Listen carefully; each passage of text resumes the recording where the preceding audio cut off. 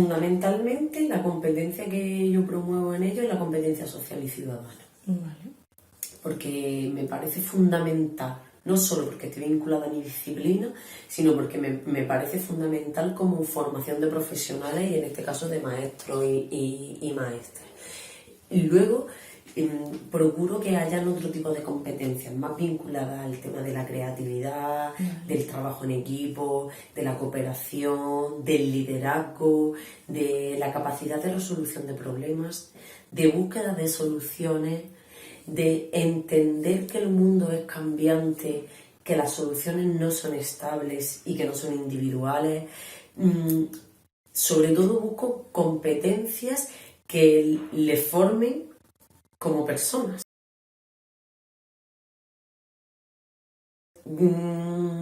Primero porque parto de las ideas, de todas las ideas de manera individual. Yo hago un análisis sistemático a través de escaleras de aprendizaje del nivel de partida que tienen los estudiantes, detecto los obstáculos individuales que ellos tienen y luego, como trabajan en pequeños grupos de trabajo y yo he hecho un análisis previo de sus ideas, aporto actividades a los grupos, que algunas veces son actividades planificadas, otras veces son aportes teóricos que yo doy para que vayan superando los obstáculos. Y voy teniendo en cuenta la diversidad de ideas que hay dentro de los pequeños grupos. Todos los grupos tenéis un material. Con ese material tenéis que construir la mayor cantidad y calidad de cubos. Gana el equipo que tenga la mayor cantidad y calidad de cubos. El tipo de metodología o de estrategias las planifico en función de los contenidos y los problemas que voy a trabajar. Entonces yo primero defino un mapa de problemas y de contenidos y una vez que tengo ese mapa de problemas y de contenidos, en función a mi modelo metodológico realizo una secuencia de actividades detalladas. Os voy a entregar a cada uno de los grupos 3 cuestiones muy simples. Lo que quiero es que dentro de los pequeños grupos penséis un momento en estas 3 cuestiones, ¿vale? Que penséis, podéis buscar, pero la idea es que como en 5 o 7 minutos reflexionéis un momento sobre estas 3 preguntas para que podamos hacer una puesta en común. En esa secuencia de actividades hay, como he comentado, actividades iniciales que permiten conocer las ideas de los alumnos y que generalmente son actividades donde yo hago cuestionarios abiertos para ver el nivel de partida que tienen mis estudiantes. Después planifico actividades de contraste que inciden en los distintos contenidos y problemas que yo quiero trabajar, y esas actividades de contraste, como he dicho, son diversas.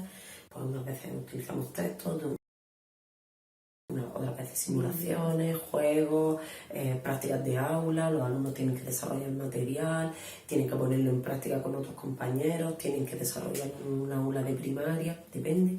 Y después planifico actividades de conclusión o síntesis, que lo que permiten es sintajes que hemos adquirido en esas actividades de contraste.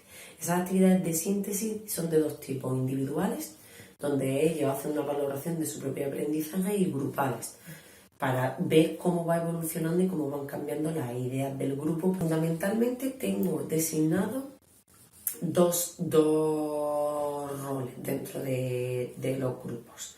El rol de coordinador, hay uno de los estudiantes que tiene que asumir por cada uno de los problemas el rol de coordinar lo que está ocurriendo dentro del grupo, que se entreguen las tareas, que cada uno traiga las tareas hechas, organizar un poco el trabajo dentro del aula, ¿vale? Y luego hay otro segundo, el responsable de medios, que que yo le llamo.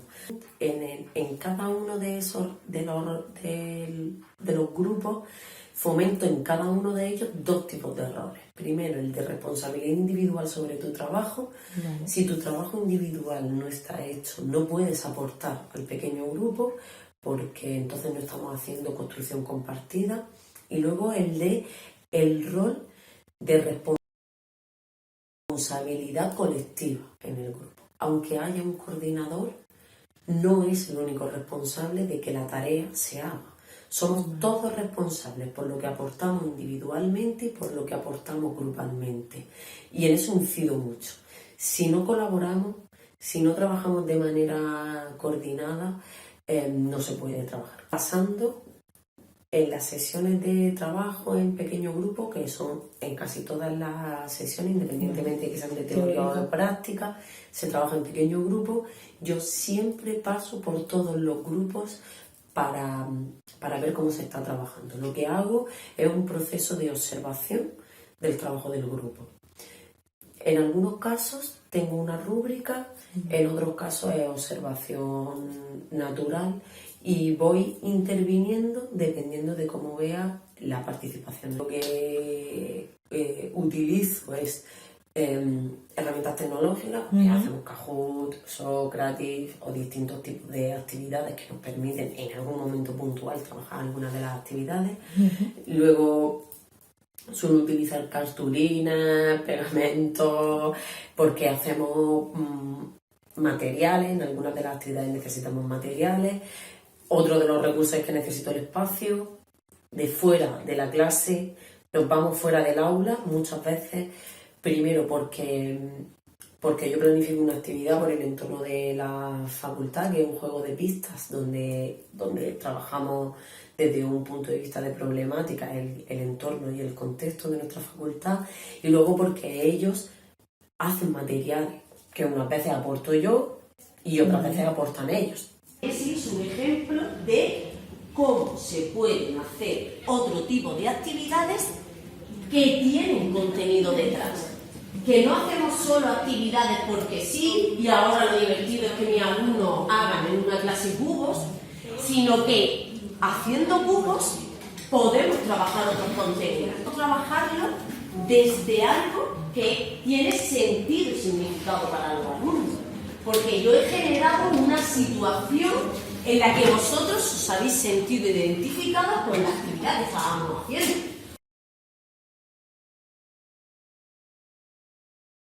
Este tipo de metodología aporta que el aprendizaje que hacen los alumnos sea un aprendizaje compartido, enriquecido, constante y sobre todo permanente. Vale. Porque es un proceso dinámico de construcción y reconstrucción de las ideas. No es yo intento introducirte en un contenido, como docente que domina el contenido, un contenido para que tú lo aprendas y lo traslades en un examen final, sino claro. Yo creo que este proceso de aprendizaje te tiene que servir para cuando seas maestro. Yo creo que hay dos tipos de obstáculos. Vale.